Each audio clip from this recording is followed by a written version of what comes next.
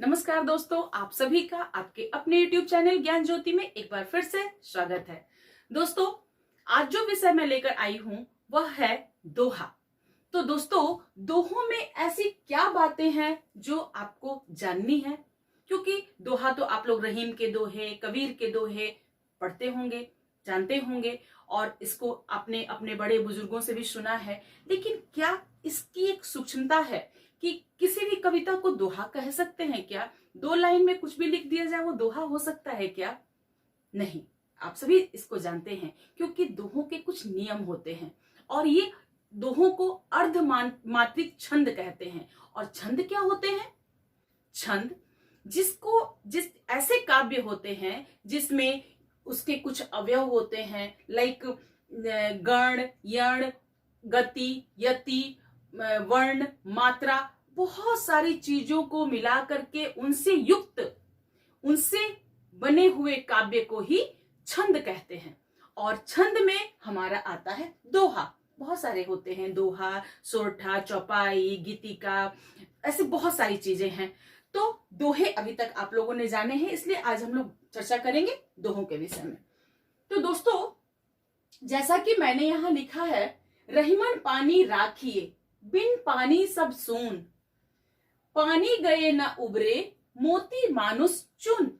यानी कि जब हम इस दोहे को पढ़ रहे हैं तो इसमें एक हम समान लय, उसके बाद गति, कहाँ रुकना है हमें उसका ध्यान रख रहे हैं। तो इन सब आधार पर 4 चरण में हमारे दोहे बटे होते हैं। 4 चरणों में इसको हम बांटते हैं। पहला चरण हमारा हो गया यहां से यहां तक, पहला चरण। तो ये हमारा चरण 1, फिर यहां से यहां तक चरण 2, ये हमारा 3 और ये हमारा चौथा चरण। तो दोहे 4 चरणों में होते हैं, पहली बात। और इसमें हम काउंटिंग करते हैं, गणना करते हैं। अगर इस गणना में थोड़ी भी दिक्कत हो गई तो ये दोहों की कैटेगरी में नहीं आएंगे। जितने भी दोहे हैं आप गिन करके देख लीजिएगा। जैसे कि आपको मैं गणना का कुछ नियम बता देती हूं, तब हम लोग इसके ऊपर उसको आजमाएंगे। रहीमन पानी राखिए, बिन पानी सब सून, इसमें पहला चरण, दूसरा चरण, तीसरा चरण, चौथा चरण। तो इसमें चरणों में कितने कितने मात्राओं की काउंटिंग होनी चाहिए? तो पहले और तीसरे इनको विषम चरण कहते हैं, ऑड। और दूसरे और चौथे को सम चरण कहते हैं, बराबर। 2 और 4 इवन नंबर, 1 और 3 ऑड नंबर। तो इस हिसाब से इसको ऑड को विषम कहते हैं और इवन को सम कहते हैं हिंदी में। तो विषम चरण में 13 मात्राएं होती हैं, 13 मात्राएं। जैसा मैं यहां लिख देती हूं, 13। और इन चरणों में, दूसरे और चौथे चरणों में 11 मात्राएं होनी चाहिए। अगर ये मात्राएं हमें नहीं मिलती हैं तो हमारे दोहे का काउंटिंग, गणना मतलब इंग्लिश में उसको काउंटिंग कहते हैं, गणना गलत है और वो दोहा की कैटेगरी में नहीं फॉल होगा। चलिए, अब इसको गिनने के लिए कुछ नियम है। पहले उन नियमों को जानते हैं, फिर हम इसकी काउंटिंग करते हैं। तो देखिए, लघु, मैंने यहां लिखा लघु। लघु कहते हैं छोटे को, छोटी मात्रा को। और छोटी मात्रा का हम लोग चिन्ह देते हैं कुछ ऐसे, ठीक है। और गुरु कहते हैं काउंटिंग को, बड़े को, जिसको कि दीर्घ, ये ह्रस्व और ये दीर्घ। तो इसकी कुछ मात्रा हम लोग ऐसे, इसकी गणना में एक ऐसे कर्व, स्ट्रेट नहीं, थोड़ा कर्व, इस टाइप, इसको ऐसे लिखते हैं। अब देखिए, लघु में हमारे आते हैं अ, ई, उ, री, ये चारों स्वर। और गुरु में हमारे आते हैं जितने दीर्घ स्वर हैं, आ, बड़ी ई, बड़ा उ, ए, ओ, औ, ठीक है। अब देखिए, संयुक्ताक्षर भी होते हैं हमारी वर्णमाला में। ये वर्णमाला की काउंटिंग पर ही हमारा ये सब कुछ है, डिपेंड करता है। तो इसको लघु में रखते हैं, संयुक्ताक्षर को लघु काउंट करते हैं। लाइक आपको मैं उसका उदाहरण बाद में दूंगी। अनुस्वार और विसर्ग ये भी है। तो अनुस्वार और विसर्ग से पहले यदि लघु वर्ण है तो लघु वर्ण यानी कि कोई छोटी ध्वनि इनमें से कोई है तो वहां गणना गुरु की होगी। अगर अनुस्वार से पहले कोई लघु वर्ण भी है तो वो गुरु होगा, यानी कि बड़ा होगा, ह्रस्व दीर्घ में परिवर्तित हो जाएगा। हम लोग एग्जाम्पल से बाद में देखेंगे, पहले इसको जान लेते हैं। फिर लघु यानी कि अनुस्वार और चंद्रबिंदु, ये दोनों लघु में आते हैं। कब? जबकि लघु में ये कब आएंगे? जब ये स्टार्टिंग में होंगे। शुरू में अगर इनको हम रखते हैं, किसी भी शब्द के शुरुआत में अगर ये लघु आते हैं तो ये काउंट होंगे लघु में, शुरुआत में होने से। और अगर बीच में ये होते हैं, किसी लघु के बाद होते हैं, तो ये दीर्घ में काउंट होंगे। चलिए, हलंत से पहले लघु को गुरु माना जाता है। हलंत से पहले लघु को गुरु माना जाता है। जैसे मैं यहां से अब स्टार्ट करती हूं आपको उदाहरण देना। तो हम लोग अब पहले गणना देख लेते हैं। लघु, लघु में इसकी काउंटिंग कैसे करते हैं? तो इसका मूल्य यानी कि गणना 1 और गुरु की गणना 2, काउंटिंग में उसकी मात्राओं को 2 काउंट करते हैं और 2 इस तरह से कुछ लिखते हैं। उसके बाद संयुक्त अक्षर आता है। तो ये दोनों तो हम लोग समझ गए कि लघु को 1 काउंट करते हैं, इसका निशान ऐसे 1 को 1 की तरह लिखते हैं, और गुरु की गणना 2 के रूप में होती है, यानी कि इनका मूल्य 2 होता है और उसको इस तरह से इस चिन्ह से लिखते हैं। संयुक्ताक्षर, इसकी भी गणना लघु के रूप में होती है, अर्थात इसका मूल्य 1 होता है। अब देखिए उदाहरण से हम समझते हैं। मैंने लिखा यहां पर, इसको थोड़ा मिटाती हूं मैं। संयुक्ताक्षर, जैसे मैंने लिया एक संयुक्ताक्षर न्य। न्य में ये आधे की गणना नहीं होगी, आधा जो हमारा वर्ण है उसकी गणना नहीं होगी, गणना होगी य की। क्योंकि इसमें अ मिक्स है तो ये लघु हुआ, तो इसकी गणना लघु के ही रूप में होगी और इसको 1 मानेंगे। संयुक्ताक्षर को 1 होता है और इसकी गणना बिल्कुल भी नहीं होगी, हालांकि 2 वर्ण इसमें मिक्स है किंतु 1। अनुस्वार और विसर्ग से पहले यदि लघु वर्ण आते हैं तो देखिए, जैसे कि मैं एक शब्द लेती हूं द बंग ग, दबंग। अब देखिए ये अनुस्वार है। अनुस्वार से पहले अगर एक वर्ण आता है लघु वर्ण, क्योंकि द अ है इसके साथ तो ये लघु हुआ। अगर आ की मात्रा होती, ई बड़ी ई होती, कुछ ऐसी मात्राएं होती तो ये गुरु कहलाता। लेकिन ये अनुस्वार के पहले ऑलरेडी हमारा लघु मात्रा है तो इसकी गणना गुरु के रूप में होती है। अर्थात इसका मान देख लेते हैं कैसे होगा। द के लिए 1, बन के लिए 2 और ग के लिए 1, यानी कि टोटल इसकी काउंटिंग 4, इसका मान 4 हुआ।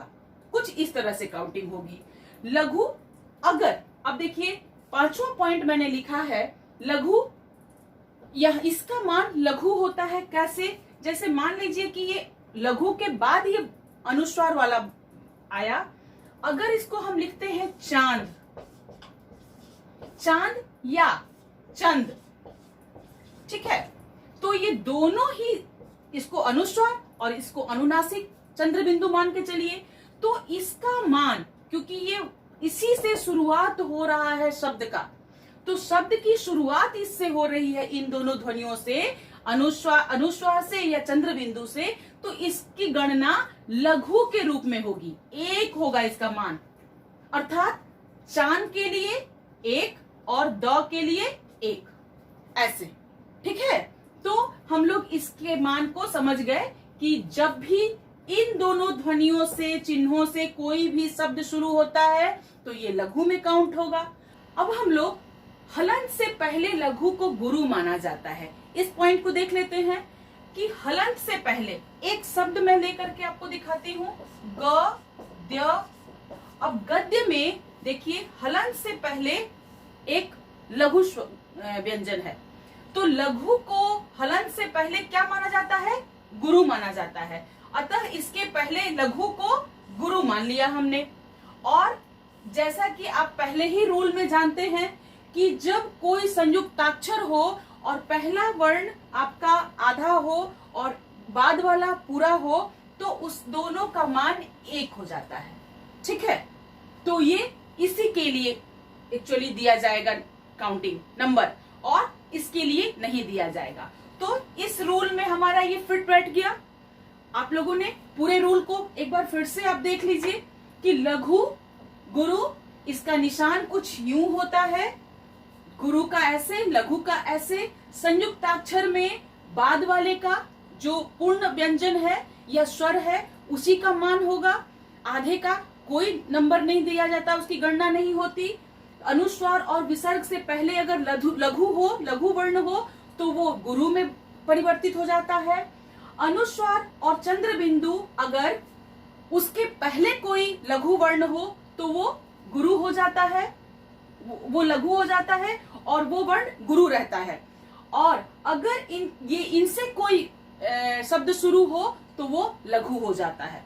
ऐसे ये गुरु रहेगा, लेकिन इनसे कोई शुरू होगा शब्द, जैसे कि मैंने यहाँ देखा है तो लिखा है, ये आपका लघु हो जाएगा। स्टार्टिंग होने से लघु और बाद में आने से, किसी वर्ण के बाद आने से गुरु। तो इन सब क्राइटेरिया के आधार पर गणना होती है दोहों की। अब आइए हम लोग दोहे की गणना करते हैं।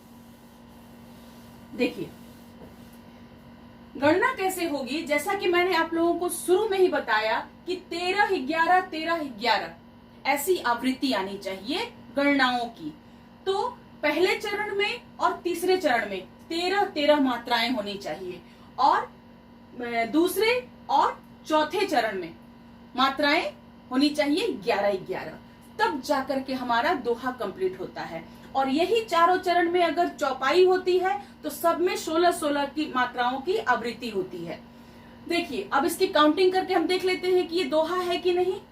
र का मान 1, ही ई छोटी ई, अतः इसका भी मान 1, मन 1-1, 4 हुए टोटल काउंटिंग में।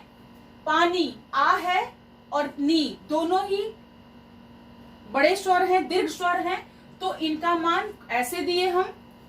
राखिए राखिए 3, तो ये आ है इसलिए 2 काउंटिंग, ई है छोटी ई है 1 काउंटिंग, ए है बड़ा तो दीर्घ है तो 2 काउंटिंग। अब इनको मिला के देख लेते हैं पहले चरण को।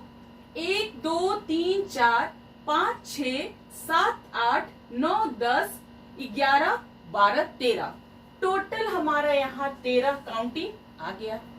दूसरे चरण में चलते हैं। छोटी ई की मात्रा ह्रस्व स्वर है 1, ना भी अ है 1, पा नी 2 2 2, काउंटिंग दोनों ही बड़े दीर्घ स्वर हैं। सब 1-1 अ है। सु न, सुन में ये बड़ा ऊ है अतः 2 और 1। अब देखिए इसको काउंट कर लेते हैं। 1 2 3 4 5 6 7 8 9 10 11, इसकी काउंटिंग हमारी टोटल 11 हो गई। 13-11। अब आइए पानी 2 2, 1 2, ना 2, उबरे 1-1 2। अब इसकी काउंटिंग कर लेते हैं। 2 2 4 5 6 7 8 9 10 11 12 13, टोटल हमारी काउंटिंग यहाँ पर 13 आ गई। अब देखिए ओ की मात्रा है 2, बड़ी ई 2, आ 2, मानुष में 1 छोटा ऊ है, 100 छोटा, चुन में 2 2 1। अब काउंट कर लेते हैं। 2 2 4 2 6 7 8 9 10 11, यहाँ पर मात्रा हो गई हमारी 11।